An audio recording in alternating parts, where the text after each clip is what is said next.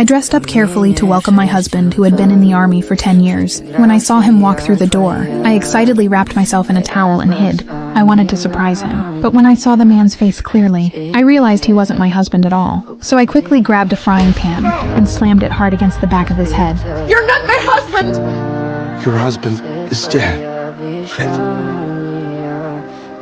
When I saw my husband's memorial photo, I couldn't stop myself from crying out loud. I never imagined, after waiting painfully for 10 years, all I would get in the end was a cold picture. Seeing me so heartbroken, Tony rushed over to comfort me. He took off my wedding ring and slid his own ring onto my finger. Now I'll be your husband.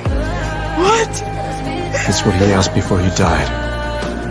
Hearing that made me furious. I couldn't accept this stranger in front of me, so I angrily kicked him out of my home. Losing my husband had left me broken, but Tony didn't leave. He was worried I might do something foolish. Just then, he heard the sound of glass shattering. He rushed to the kitchen window and saw me collapsed on the floor. He immediately jumped inside. Luckily, I had only fainted. My body wasn't hurt. Tony quickly carried me into the bathroom. Under the shock of cold water, I slowly woke up. Tony told me he had promised his comrade he would take care of me. If anything happened, he could never forgive himself. I knew he meant well, but I still couldn't accept it. I told him to leave right away, but when I came out of the bathroom, I saw Tony had put on my husband's clothes. In that moment, it felt like my husband had come back to me. I walked up behind him, gently leaned on his shoulder, and poured out all the years of longing and heartache. Hearing this made Tony ache with sympathy. He slowly turned around, gently stroked my face, and without realizing it, we kissed. From that moment on, I slowly began to accept him. We spent every day doing the things we loved, and our feelings for each other grew stronger. When he saw me sinking into longing again, Tony would sweetly bring me flowers to cheer me up.